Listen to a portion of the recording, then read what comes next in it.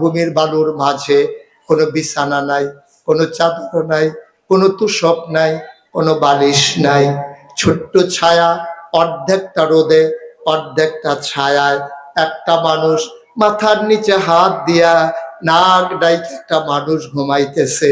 আর একটা বাঘ, কি কি একটা বাঘ ওই ঘুমন্ত মানুষটার মাথার কাছে বসে বসে লেজ দিয়া মশা আর মাছি তাড়াইতেছে। বিদেশি মেহমান এক কদম আগায়, দুই কদম পিছায়। ও বুঝছে এটা বোধহয় ওনার গৃহপালিত বাঘ, ওনারই বোধহয় এটারে বাঘটা চাইয়া রাখে, বাঘেরও উড়ি চাইয়া রাখে, খাবার টাবার দেয়। তা আমারে তো আর বাঘ চিনবে না, দৌড়ান যে একটা দেবে, এটা তো সত্য। সুতরাং আমি আগে আগে রাস্তা ক্লিয়ার করে দৌড় দেওয়ার জন্য রেডি থাকি। উনি এক কদম আগায়, দুই কদম পিছায়। বাঘটা বুঝছে আরে এই মানুষটা বোধহয় ঘুমন্ত মানুষটার সাথে দেখা করতে চায়। এবার বাঘ দুই পায়ের মাঝ দিয়া লেজ ঢুকাইয়া আস্তে করে জঙ্গলের দিকে রওনা করেছে। বিদেশি মেহমান ওই ঘুমন্ত মানুষটার মাথার কাছে গিয়া দাঁড়াইছে। সুবহানাল্লাহ বলবেন না? ঘুমন্ত মানুষটার ঘুম ভেঙে গেল। তিনি আবার ঘুমন্ত মানুষটার যখন ঘুম ভেঙে গেল তিনি উঠলেন, গায়ের বালুগুলো তিনি ঝাড়লেন। তিনি মুচকি হেসে বললেন, ভাই তোমারে তো আমি চিনি না, এই দেশের সব মানুষরে তো আমি চিনি, তুমি কে? আমার বাড়ি এই দেশে না, আমি বিদেশ থেকে এসেছি, কাফেরের দেশ থেকে আমি এসেছিলাম মদিনা সুন্দর দেশ দেখার জন্য। আমি খুঁজতেছিলাম অর্ধ পৃথিবীর প্রেসিডেন্ট, আমিরুল মুমিনিন, খলিফাতুল মুসলিমিন, জান্নাতের সুসংবাদ প্রাপ্ত দ্বিতীয় মানুষ, যার ব্যাপারে নবী বলেছেন আমার পরে নবী নাই, আমার পরে যদি নবী থাকতো রে তুই ওমর নবী হইতি। ওই মানুষটা উমরকে একটু দেখতে আসছিলাম, বলতে পারবেন নাকি উমর কই? আবার বালি থেকে ওঠা মানুষটা, ঘুম থেকে জাগা মানুষটা গায়ের বালিগুলো ঝেড়ে মুচকি হেসে কয়, তুমি যেই উমরকে তালাশ করো আমি সেই উমর। ইসলাম, ইসলাম কারে কয়? ইসলাম কারে কয়? আর আজকে আমার দেশে বাংলাদেশের মানুষের মাথা বিক্রি করে, ওদের ভোট নিয়ে রাজনীতি করে, মন্ত্রী হয়, এমপি হয়, রাজনীতি করে বাংলাদেশে সেকেন্ড হোম ভাড়ায় মালয়েশিয়ার কানাডা গিয়া। ঠিক কিনা বলো? আমি বলেছি যারা বাংলাদেশে রাজনীতি করে, বাংলাদেশে চিকিৎসা করাতে চায় না, চলে যায় সিঙ্গাপুরে, চলে যায় আমেরিকায়, ব্রিটেনে, বাংলাদেশে তাদের রাজনীতি করার অধিকার না। যারা বাংলাদেশে রাজনীতি করে সেকেন্ড হোম বানায় মালয়েশিয়ায়, বাংলাদেশে রাজনীতি করে সেকেন্ড হোম বানায় কানাডায়, বাংলাদেশে রাজনীতি করে বাংলাদেশের টাকাগুলো পাচার করে দেয় বিদেশে, এইরকম নেতা বাংলার মানুষ আর দেখতে চায় না। ঠিক কিনা? আমরা সেই নেতা দেখতে চাই যারা আমাদের ভিতরে কাদায় মাখামাখি করে, আমাদেরকে জড়িয়ে ধরবে, সুখে দুঃখে আমাদের পাশে দাঁড়াবে, দ্বীনের কথা শোনাবে, দ্বীনের পথে এগিয়ে নিয়ে যাবে, দ্বীনের প্রয়োজনে জীবন বাজি রাখবে। ঠিক কিনা বলো?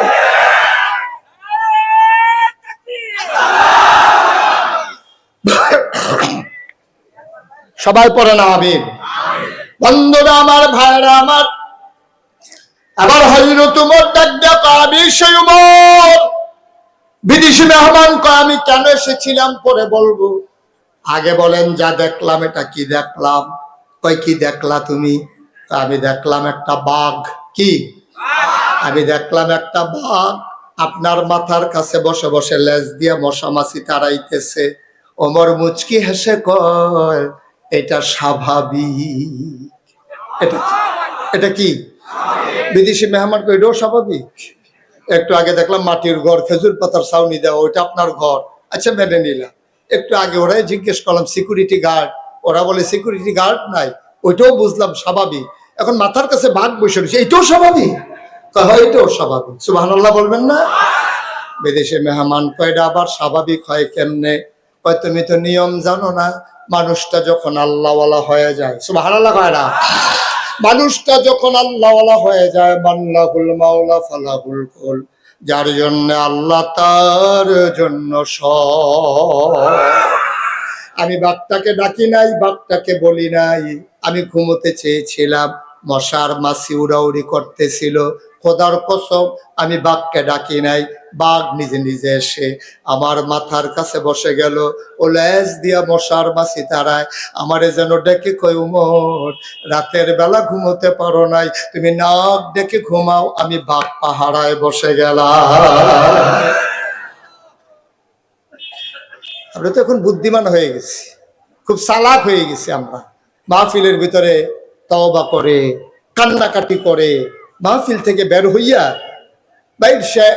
রাস্তায় গিয়ে শুরু করে দেয়, আলেম ওলামা হুজুররা যে কত কথা কইব সব ভুইন্না পারা যাইব না, এটা বিড়িটাতে একটু ধরাইয়া টান দেয় দুইটা। দেখা যায় মাহফিলতে গিয়ে বিড়ি টানতে আছে, ওয়াজ ওই ধোঁয়ার সাথে আকাশের ভিতরে উঠতে আছে, ওয়াজ এই প্যান্ডেলের ভিতরেই শেষ, ঠিক কিনা কর? এটার নাম ওয়াজ। এত চালাকির দরকার নেই। আপনি যখন নিবেদিত হবেন, নিজেকে যখন বিক্রি করে দেবেন, কোরআনুল কারীমের সূরা তাওবার 111 নম্বর আয়াতের ভিত্তিতে আল্লাহ বলছেন, ইন্নাল্লাহা আশতারা মিনাল মুমিনিনা আনফুসাহুম ওয়া আমওয়ালাহুম বিআন্না লাহুমুল জান্নাহ। আমরা জান্নাতে যেতে চাই। আপনারা একটু আগে ওয়াদা করেছেন, আমরা শয়তানওয়ালা হতে চাই না, আল্লাহওয়ালা হতে চাই। আমরা জাহান্নামী হতে চাই না, আমরা জান্নাতি হতে চাই। তাইলে আল্লাহর আয়াতের ওই ভিত্তিতে ইন্নাল্লাহা আশতারা মিনাল মুমিনিনা আনফুসাহুম ওয়া আমওয়ালাহুম বিআন্না লাহুমুল জান্নাহ। আল্লাহ যেমন করে মুমিনদের কাছ থেকে জান আর মাল কিনে নিয়েছেন, বিনিময়ে দিয়ে দিয়েছেন জান্নাত। সুবহানাল্লাহ বলবেন না? সাহাবা চোখের পানি ছেড়ে দিয়ে কেঁদে ফেললেন, ডাক দেয়া কয়, নবী গো, সবার তরবারির চাইতে আমার এই খেজুরের ডাল সবচেয়ে দামি অস্ত্র।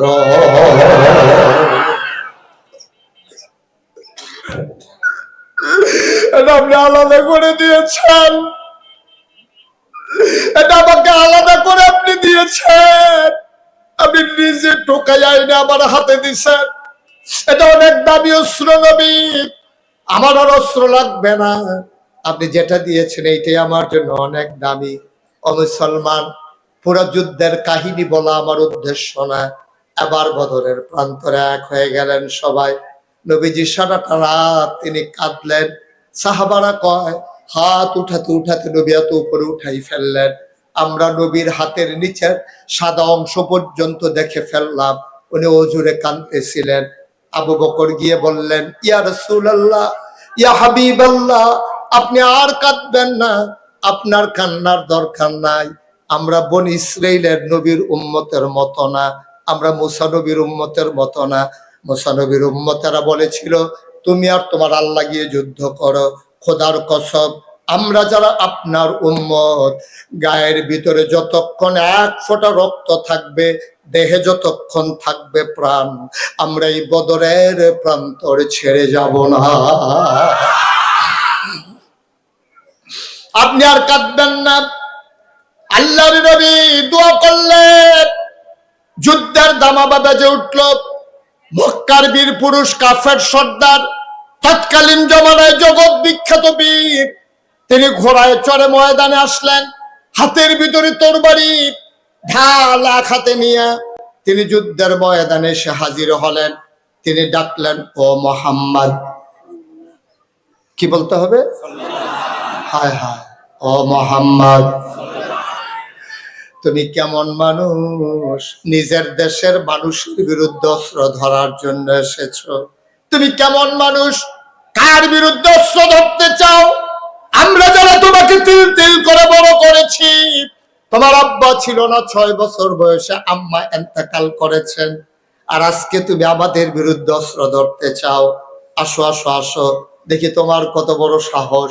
কাপুরুষের মতো কেন বসে আছো? হযরত আলী তখন মাত্র 21 বছরের যুবক। হযরত আলী গিয়া বললেন, ইয়া রাসূলুল্লাহ, ইয়া হাবিবাল্লাহ, আপনি আমাকে অনুমতি দেন। ওই মানুষটা আপনারে কাপুরুষ বলে, ওই দেহের ভিতরে আগুন ধরে গেছে, আপনি আমাকে অনুমতি দেন।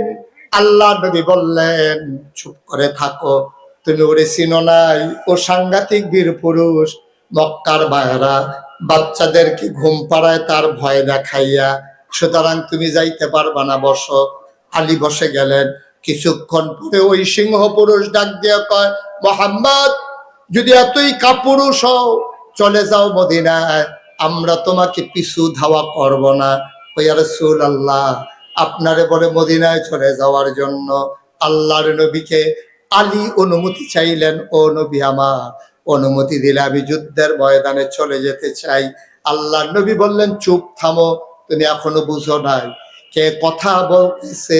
মক্কার কোন বীর পুরুষ তার সামনে দাঁড়ানোর সাহস করে না।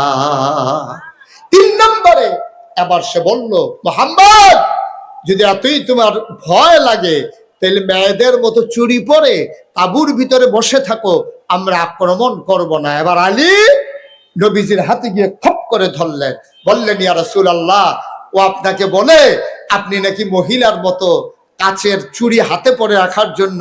নবী আমার, আপনি অনুমতি দেন। খোদার কসম, আমার মন সাক্ষী দিয়েছে আমি এই লোকটাকে যত বড় বীর পুরুষ হোক আবার তরবারির আঘাতে আমি দেহ থেকে তার কল্লাকে আলাদা করার ক্ষমতা। আপনি অনুমতি দেন, আপনি দয়া করে আমাকে অনুমতি দেন, দোয়া করে দেন। আল্লাহর নবী আলীর দিকে তাকালেন, আলীর চোখের ভিতরে মনে হয় আগুন জ্বলতেছে। আল্লাহর নবী কাছে টেনে আনলেন, বুকের সাথে জড়িয়ে ধরলেন, পিঠ চাপড়ে দিয়ে বললেন, যাও, ফি আমানিল্লাহ, আল্লাহর কাছে তোমার সুপর্দ করে দিলাম। আলী মাঠে গেলেন। বীর পুরুষ আলীকে দেখে ঘোড়ার পিঠ থেকে নামলেন, ডাক দিয়া কয়, তুমি কে? আমার নাম আলী। কয়, তোমার আব্বার নাম কি? আমার আব্বার নাম আবু তালেব। আবার বীর পুরুষ বলতেছে, বুঝেছি, তুমি তালেব ভাই সাহেবের ছেলে, ওনার সাথে আমার বড় বন্ধুত্ব। আমি তো তোমার সাথে যুদ্ধ করব না, কারণ আমি তোমার চাচা, তুমি আমার ভাতিজা। আলী মুচকি হেসে কয়, চাচা, আপনি বোধহয় বুঝেন নাই কোন জায়গায় এসেছেন। এখানে কে চাচা কে ভাতিজা এটা প্রমাণের জন্য আমরা আসি নাই। আজকে বদরের প্রান্তরে প্রমাণ হবে কে মুসলমান কে কাফের।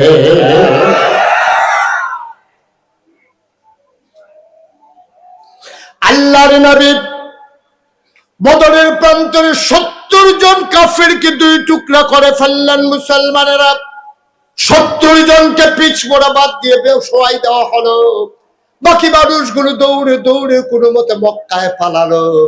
দিন দিন ইসলামের পতাকা উড্ডীন হচ্ছে। আল্লাহ নবী দুনিয়া থেকে বিদায় হলেন 63 বছর বয়সে। আল্লাহ নবীর বিদায়ের পরে আবু বকর সিদ্দিক খলিফা হলেন। আবু বকর সিদ্দিকের ইন্তেকাল হয়ে গেল, চলে আসলেন হযরত ওমর। সেই ওমর হলো ইসলামের 2য় খলিফা, জান্নাতের সুসংবাদ প্রাপ্ত 2য় মানুষ। আল্লাহর নবী যার ব্যাপারে বলেছেন, আনা খাতামুন নাবিয়্যিন লা নাবিয়্যা বাদি, আমি হলাম সর্বশেষ নবী, আমার পরে আর নবী না। আর আলী আমার ওমর আমার পরে নবী হইতো। এই ওমর বড় সিংহ পুরুষ, খলিফা হলেন ওমর। যে উদ্দেশ্যে আমি এখন পর্যন্ত এসেছি, আপনাদেরকে আমি একটা টার্গেটে নিয়ে যেতে চাই। আমি আপনাদেরকে পৌঁছে দিতে চাই জান্নাতের দরজায়। আপনার জন্য জান্নাতের দরজায় গিয়ে দাঁড়াতে পারে। আর জান্নাতের যিনি দারোয়ান, ওই রেদওয়ান ফেরেশতা আর হুর গেলমানেরা জান্নাতের দরজায় যখন দাঁড়াবেন, ওরা এসে বলবে, আহলান সাহলান মারহাবা, মোস্ট ওয়েলকাম, আমাদের জান্নাতে আপনাদেরকে স্বাগতম। সুবহানাল্লাহ বলবেন না? আমরা সেই জান্নাতের দরজায় গিয়ে দাঁড়াতে চাই। সবাই রাজি আছেন ইনশাআল্লাহ? এবার যখন উমর খলিফা হলেন, এবার আমরা আসল কথায় চলে আসছি। দয়া করে মাহফিলে উঠে উঠিটা মুঠেও ভালো কাজ না, এটা শুভনীয় না। আপনি যত কষ্ট হোক আপনি একটু বসে থাকবেন, এটাই হচ্ছে মাহফিলের আদব। এবার আলী রাদিয়াল্লাহু তাআলা আনহু, খুব মনোযোগের সাথে শুনতে হবে, হযরত উমর রাদিয়াল্লাহু তাআলা ইসলামের 2য় খলিফা হলেন। কয় নাম্বার খলিফা? 2য়, 2 নাম্বার 2য় খলিফা হলেন হযরত ওমর। সুবহানাল্লাহ বলবেন না? ওমর যখন খলিফা হলেন, আজকে তো আমাদের দেশে নেতা হওয়ার জন্য কত পেরেশানি না। দেখবেন 2 বছর 3 বছর আগে নির্বাচনের খবর নাই, এখনো 3 বছর আগে গাছে উঠে সেরা হাত নাড়তে আছে শুভেচ্ছা।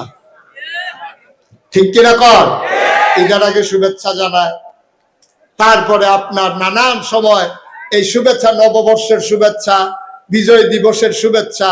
নির্বাচনের খবর নাই, শুধু নেতা হওয়ার জন্য আমার দেশের মানুষ পেরেশান। আর আবু বকরের যখন ইন্তেকাল হলো, উমরকে সবাই গিয়ে যখন ধরলো, উমর আপনি হবেন আমাদের খলিফা। এবার উমর কি বললেন জানেন? উমর কাঁদতে শুরু করলেন। উমরের কথাটা একটু খেয়াল করেন, কত ওজনওয়ালা কথা। উমর বললেন, ও দুনিয়ার মানুষ, তোমরা আমাকে খলিফা বানাইতে চাও, আমি তো খলিফা হতে চাই না। কারণ আমার দেশের ভিতরে আমার শাসনামলে ফুরাত নদীর তীরে একটা কুকুর যদি না খেয়ে মারা যায়, ওই কুকুরটা কিয়ামতের ময়দানে আমাকে যদি হাসরের ময়দানে বিচারের কাঠ করায়, দাঁড় করায়, সেই দিন আমি কি জবাব দেব?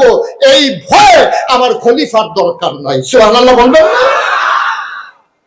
আর আজকে আমার দেশে শুধু নেতা হওয়ার জন্য এক এক দল থেকে 10 জন, 12 জন, 15 জন। আজকে পত্রিকায় দেখলাম নিজের দলের মানুষ নিজের দল নমিনেশন না পাওয়ার কারণে গুলি করে তাকে রাস্তায় ফেলে রেখেছে। ঠিক কিনা বলেন? এত নেতা হওয়ার সব, এত নেতা হতে চান? যদি আপনি বুঝতেন নেতৃত্ব কারে কয়, আপনাকে সাইদা দিল আপনি নিতেন না। ঠিক কিনা কয়? এটা যে কত বড় বোঝা। উমর কাঁদতেছে আর বলতেছে, আরে উমরের মা উমরকে যদি জন্ম না দিত, উমর যদি শিয়াল হইতো, উমর যদি কুকুর হইতো, তাইলে কতই না ভালো ছিল। খলিফা হওয়া লাগতো না, হিসাব দেওয়া লাগতো না। উমরের মা উমরকে কেন জন্ম দিল, এই চিন্তায় তিনি কাঁদতেছিলেন আর সবাইকে ফিরিয়ে দিচ্ছিলেন। সবাই মিলেমিশে ওমরকে আবার খলিফার আসনে বসিয়ে দিলেন। ওমর ঘোষণা দিলেন, আমার দেশে বাঘ মহিষ এক ঘাটে পানি খাবে, কুকুরও না খেয়ে মরবে না। অমুসলমান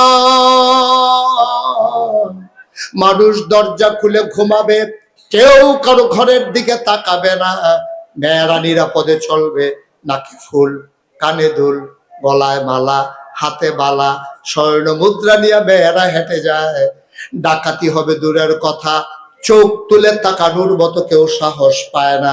সুবহানাল্লাহ।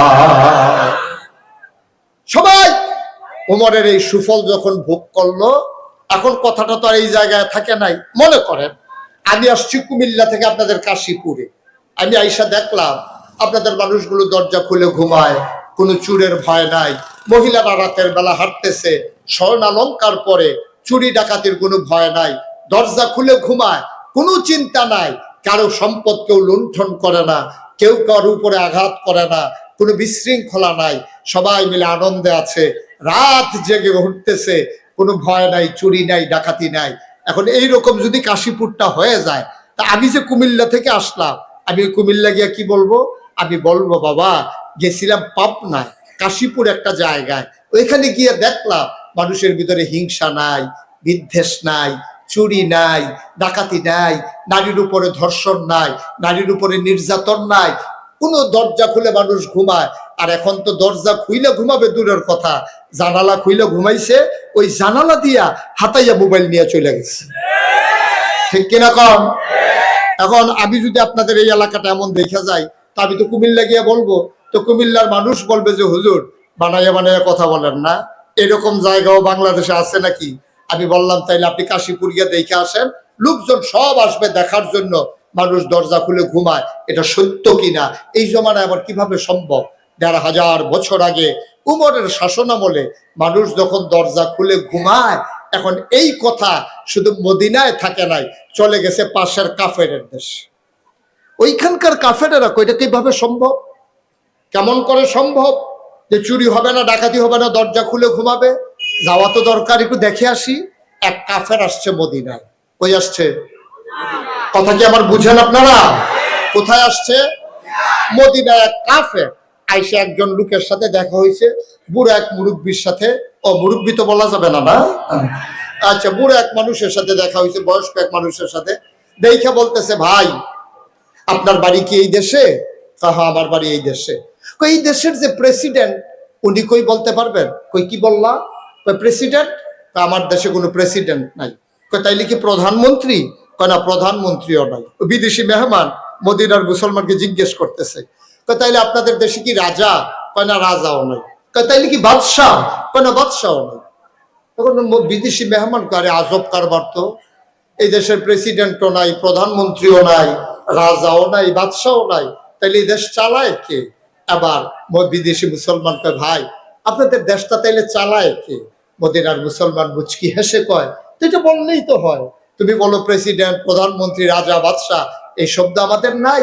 আমাদের যে দেশ চালায় তার নাম হলো ওমর, আর তার পরিচয় হলো তিনি মুসলমানের খাদেম। সুবহানাল্লাহ বলবেন না? তিনি মুসলমানের কি কথা বলা কি? মদিনার মুসলমান।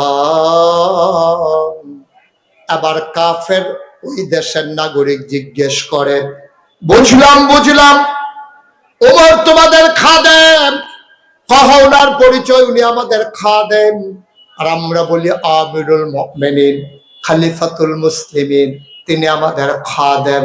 কয় বুঝলাম তিনি তোমাদের খাদেম, তার যে রাজপ্রাসাদ, ওই যে বিরাট ভবন, বাংলাদেশে যেমন বঙ্গভবন, বাংলাদেশে যেমন গণভবন, বিরাট উঁচু দেয়াল, উপরের দিকে তাকাইলে পেছনের দিকে টুপি পড়ে যায়, এইরকম বাউন্ডারি ওয়াল করা ওই যে রাজপ্রাসাদ, সিকিউরিটি মেনটেন করা, ওই ঘরটা কই, রাজপ্রাসাদটা কই?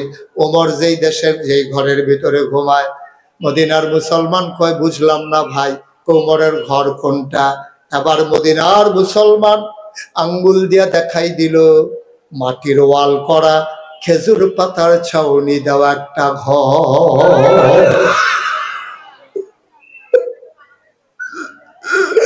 বানানো কোনো গল্প না, মুখরোচক কোনো ইতিহাস না। কাশীপুরের মানুষ আজকে বাস্তব ঘটনা শুনে যাও। মাটির ওয়াল করা, খেজুর পাতার ছাউনি দেওয়া একটা ঘর। বিদেশি মেহমান কয়, এইটাই বুঝি তোমাদের ওমরের ঘর? কয় হ। কয় বুঝলাম, উনি খলিফা না, উনি খাদেম, উনি রাজপ্রাসাদ নাই, এটাই ওনার ঘর। ওনার স্পেশাল ফোর্স, সিকিউরিটি গার্ড, যারা আগে পেছনে বাঁশি হুইসেল দিয়া রাস্তা ক্লিয়ার করে, SSF সিকিউরিটি গার্ড। ওরা কই? ওমরকে যারা পাহারা দেয়। কয় বুঝলাম না। কয় ওমরের বডিগার্ড। এবার বিদেশি মানুষটাকে শক্ত করে একটা ধমক দিলেন মদিনার মুসলমান। ডাক দেয়া কয়, ভাই তোমার তো দেখি বড় সাহস, তুমি বলো আমাদের উমরকে পাহারা দেয়। ওরা কই উমরকে পাহারা দেবে এমন মানুষ এখনো মদিনায় জন্ম হয় নাই। উমরকে কেউ পাহারা দেয় না। রাতের বেলা আমরা সবাই যখন ঘুমিয়ে পড়ি, তখন চামড়ার চাবুক নিয়ে উমর বের হয়ে যায় আর ঘুরে ঘুরে পাহারা দেয়। কে খায় কে খায় না, কে ঘুমায় কে ঘুমায় না।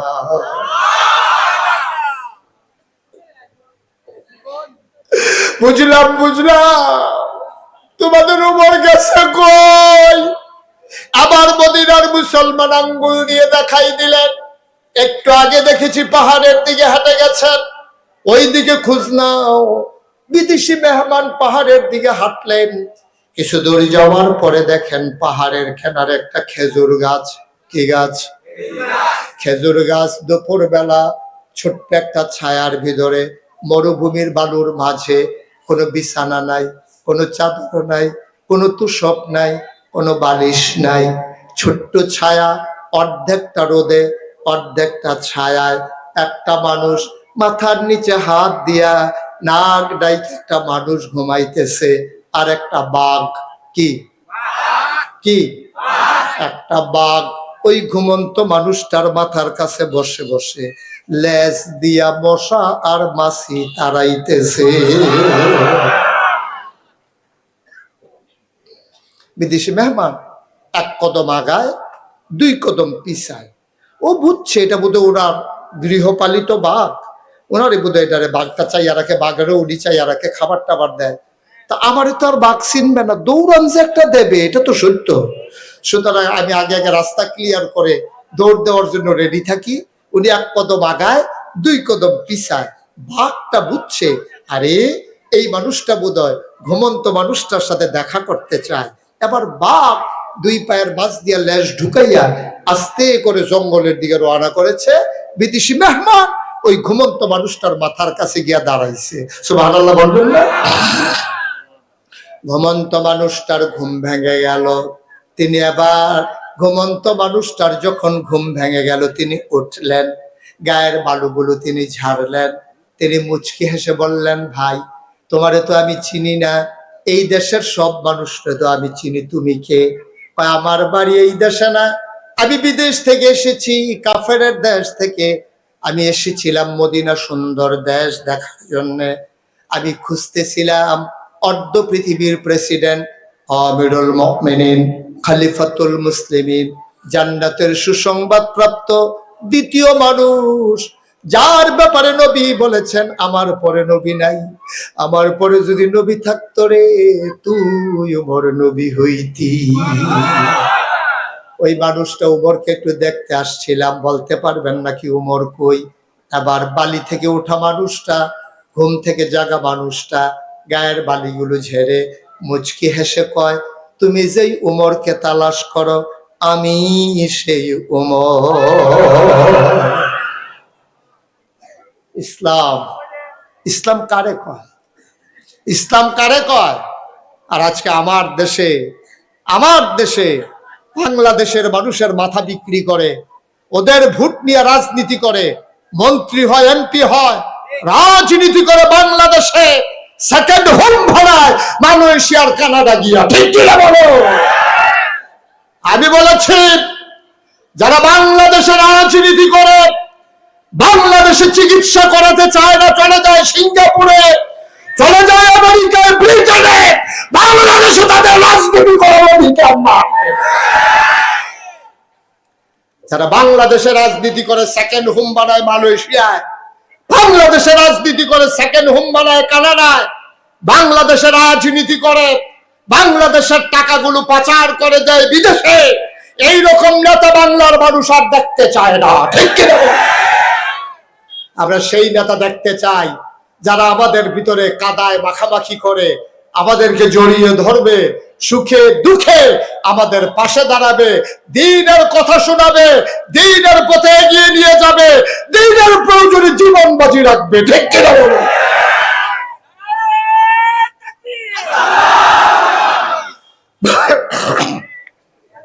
সবাই পড়ে না আমিন। বন্ধুরা আমার, ভাইরা আমার, আবার হযরত ওমর ডাক দিয়া কয়, আমি সেই ওমর। বিদেশি মেহমান কয়, আমি কেন এসেছিলাম পরে বলবো, আগে বলেন যা দেখলাম এটা কি দেখলাম? কয় কি দেখলা তুমি? আমি দেখলাম একটা বাঘ। কি? আমি দেখলাম একটা বাঘ আপনার মাথার কাছে বসে বসে লেজ দিয়ে মশা মাছি তাড়াইতেছে। ওমর মুচকি হেসে কয়, এটা স্বাভাবিক। এটা কি? বিদেশি মেহমান কয়, এটাও স্বাভাবিক। একটু আগে দেখলাম মাটির ঘর, খেজুর পাতার ছাউনি দেওয়া, ওইটা আপনার ঘর, আচ্ছা মেনে নিলাম। একটু আগে ওরাই জিজ্ঞেস করলাম সিকিউরিটি গার্ড, ওরা বলে সিকিউরিটি গার্ড নাই, ওইটাও বুঝলাম স্বাভাবিক। এখন মাথার কাছে বাঘ বসে রয়েছে, এইটাও স্বাভাবিক? হয় এটাও স্বাভাবিক। সুবহানাল্লাহ বলবেন না? বিদেশি মেহমান কয়, এটা আবার স্বাভাবিক হয় কেমনে? কয়, তুমি তো নিয়ম জানো না, মানুষটা যখন আল্লাহওয়ালা হয়ে যায়, সুবহানাল্লাহ কয় না, মানুষটা যখন আল্লাহওয়ালা হয়ে যায়, মাল্লাহুল মাওলা ফালাহুল কুল, যার জন্য আল্লাহ তার জন্য সব।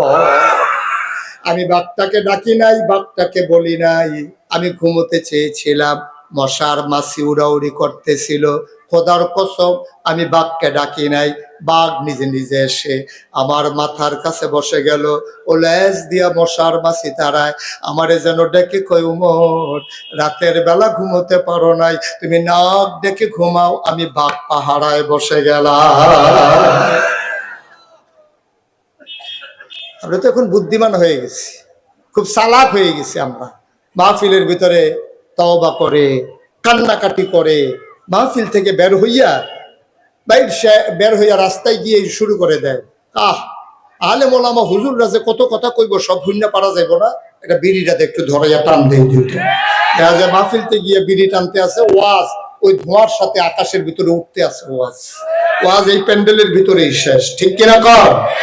এটার নাম ওয়াজ। এত চালাকির দরকার নেই। আপনি যখন নিবেদিত হবেন, নিজেকে যখন বিক্রি করে দেবেন, কোরআনুল কারীমের সূরা তাওবার 111 নম্বর আয়াতের ভিত্তিতে